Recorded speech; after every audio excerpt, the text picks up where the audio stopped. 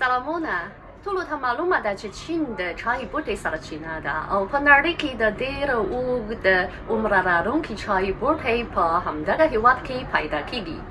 د ملګرو ملتونو یونسکو سازمان څو ورځې مخکې د چین د چای د چمتووالي دودیزې طریقې او اړوند دودونه د غیر مادي کلتوري میراثونو په نړیوال لیست کې شامل شوي دي. نو راځئ په دې ویډیو کې اړوند معلومات وګورئ.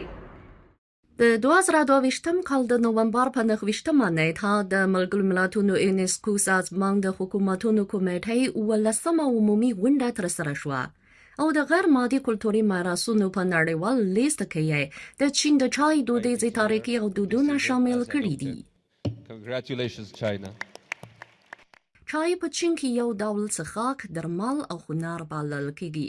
په دغه هېواد کې د چای څښلو تاریخ له 5,000 کلونو څخه زیات ښودل شوی او د چای هنر یې که په 2000 کاله مخکې د تانګ امپراتورۍ دورې کې رامنځته شوی دی. د شمېرنې له مخې په چین کې د شین چای، تور چای، سور چای، سپین چای، اولونګ چای او ژیړ چای په شمول شپږو لویو سیستمونو کې څه باندې 2000 ډوله چای شته او هر ډول چای یې د چمتووالي ځانګړې طریقې او دودونه لري او د غیر مادي کلتوري میراثونو په توګه ښه ساتل شوی او نسل په نسل خپرېږي.